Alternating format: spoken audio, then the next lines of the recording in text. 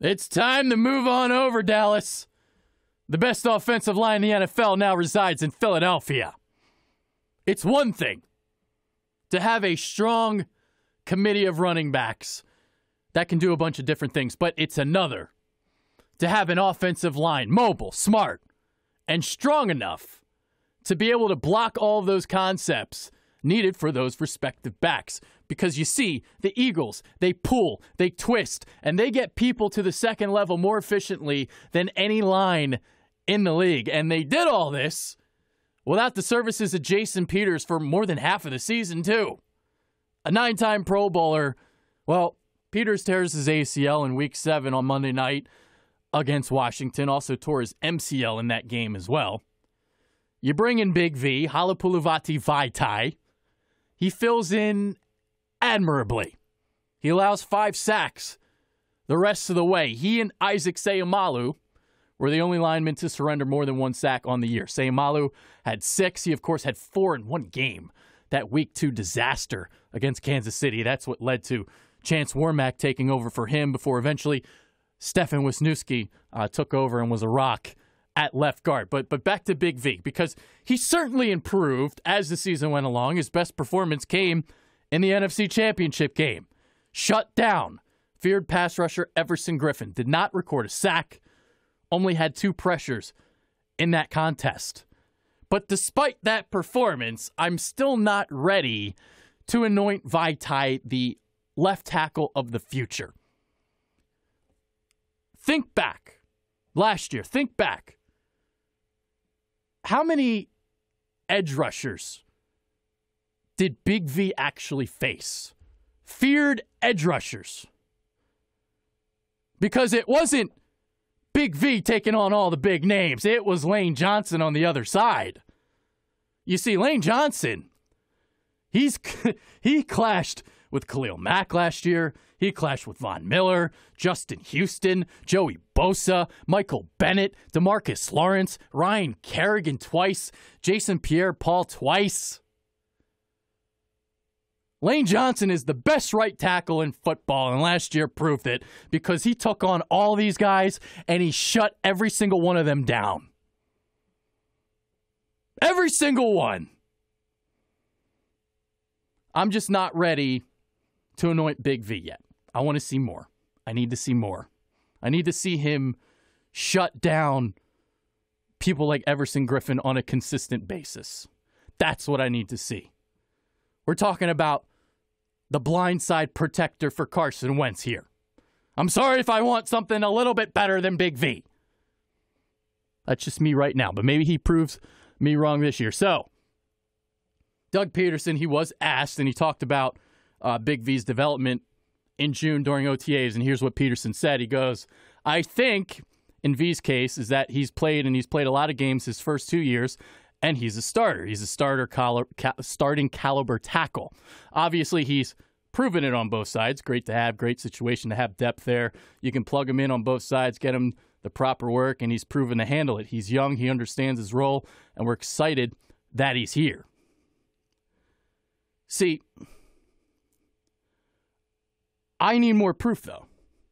I need more proof against the elite of the elite pass rushers. And once I see him shut those guys down, that's when I'll know he's ready to play left tackle. Like, truly ready. Because even in the Super Bowl, he struggled against James Harrison. James Harrison. Like, 48 years old now. So, but that's just me. The other thing that's been kind of wondered about and pondered is Lane Johnson going to move from right tackle to the left side? Peterson was also asked about this during OTAs, and he didn't really make a decision on it, obviously. He's going to kind of play it out and see what happens when the time comes. And here's what he had to say about it. He goes, it's hard to say. You look at him, you look at Big V, what Big V has done his first 2 years, and what Big V did last year for Jason over on the left side. Helped us win a championship over there. Who knows? Really, quite honestly, I feel like we've kind of got a really good thing going here, a really good situation here. If and when that decision comes down the road, year 2, year 3, who knows?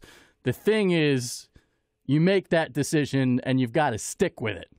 I don't think you go back and forth with it if you do make the decision. But right now, just love the offensive line, where they're at, with the addition of Jason Peters coming back and Big V going into year 3. Gives us a lot of depth there. And the other question that was asked, actually, the other thing, this was asked like back in January when the season was kind of over, and Peterson knew right away, like, Jason Peters is going to be my left tackle next year. He knew Peters wasn't going to hang it up following that left knee injury, and here's what Peterson had to say back then. So he goes, I just know Jason. I know his work ethic. He's a Hall of Famer. He's an attention to detail kind of guy, and it's just important to him. Football is important. He's the type of player that doesn't want to go out through an injury. He wants to come back and prove that he's stronger and better than ever, and he's done that this offseason. And, of course, during and since his surgery, he's one of those players that he can go out on his own time. So that he most certainly can. He can retire basically walking to the sunset whenever the hell he wants to. I am curious, though. He's 34 now. He's coming off a devastating ACL injury. What does he have left?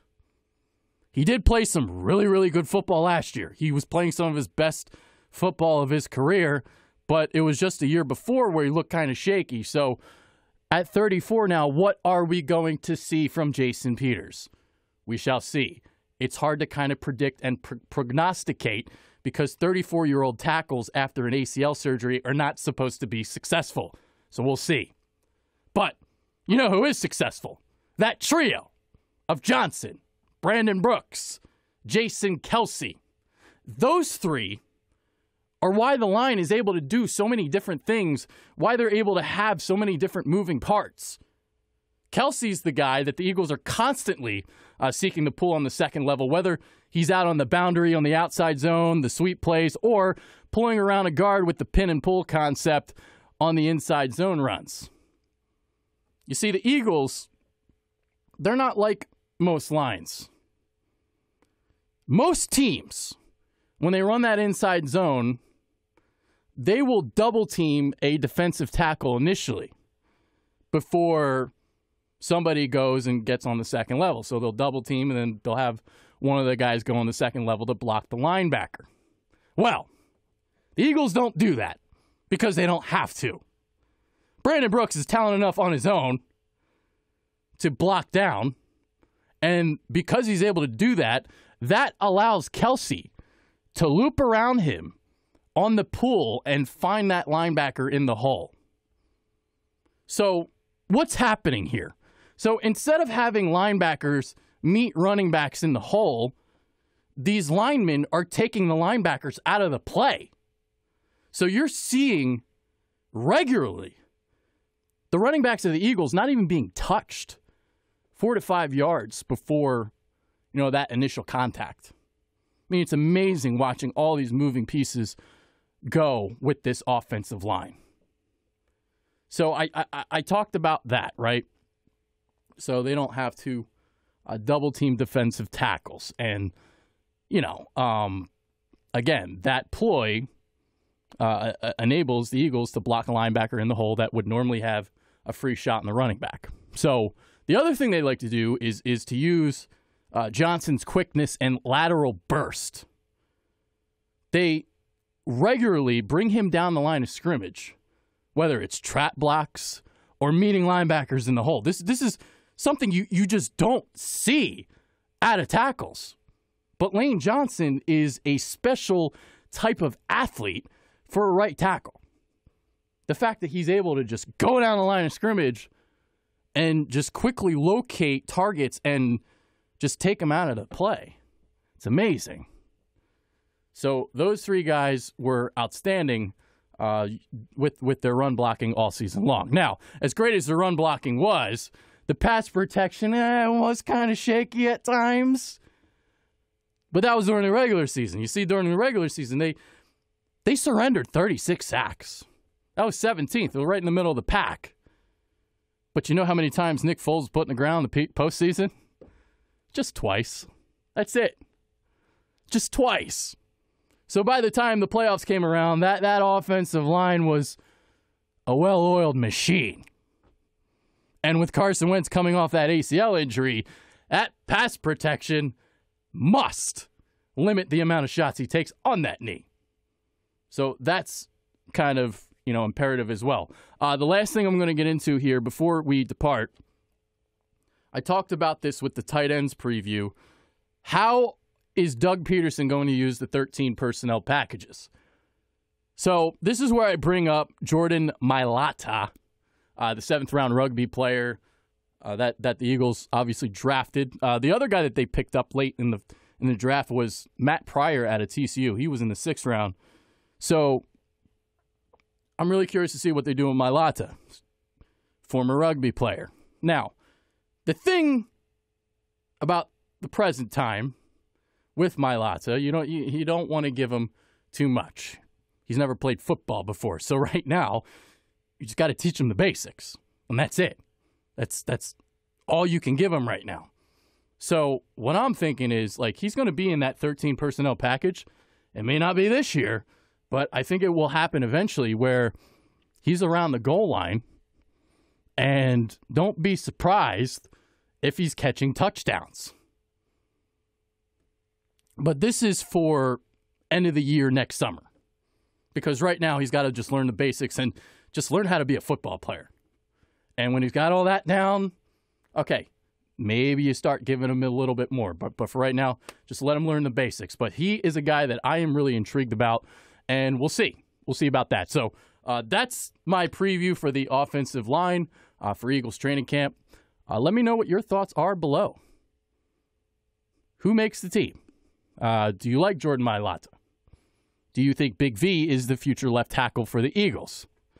Let me know in the comment section below. I am Adrian Fetke. Take care, guys. Later.